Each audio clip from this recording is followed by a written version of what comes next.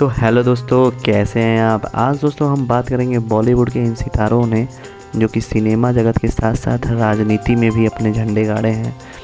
लोकसभा चुनाव की अगर बात करें तो बॉलीवुड के स्टार भी राजनीति में हाथ आजमा रहे हैं और ऐसा पहली बार नहीं हुआ है जब कोई सिनेमा जगत का शख्स राजनीति में उतरा है, बल्कि बॉलीवुड के कई स्टार ऐसे हैं जो फिल्मी जगत में भी एक्टिंग का लोहा मनवा चुके हैं और बाद में राजनीति में भी चमक रहे हैं।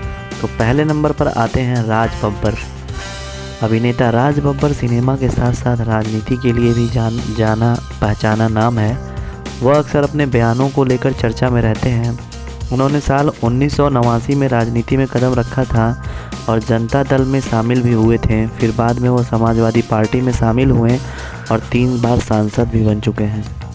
साल 1994 में और उससे लेकर 1999 तक वो राज्यसभा के सांसद भी बने थे और साल 2008 में राज बब्बर कांग्रेस पार्टी में शामिल हुए और साल 2009 में वो चौथी बार सांसद रह चुके हैं। फिलहाल अब वो उत्तर प्रदेश के कांग्रेस कमेटी के अध्यक्ष हैं। दूसरे नंबर पर आती हैं जया बच्चन।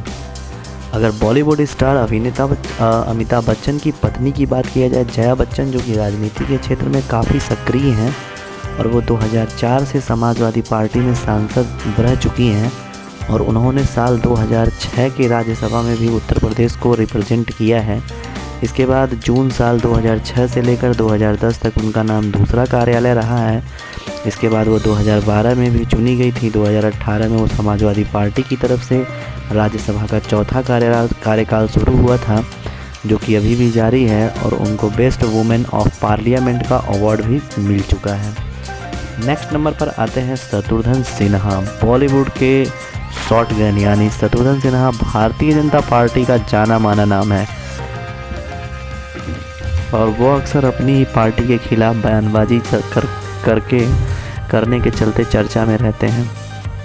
मई 2006 में शत्रुघ्न सिन्हा केंद्रीय मंत्री रह चुके हैं और साल 2009 में उन्होंने बिहार के पटना साहिब के लोकसभा चुनाव लड़ा है और एक्टर शेखर सुमन को मात दी है। साल 2014 में उन्होंने इस सीट की जीत हासिल की थी और उन्हें 13वीं लोकसभा में भारतीय बीजेपी पार्टी के कैबिनेट के मंत्री बनाया गया है। नेक्स्ट नंबर पर आती हैं किरण खेर।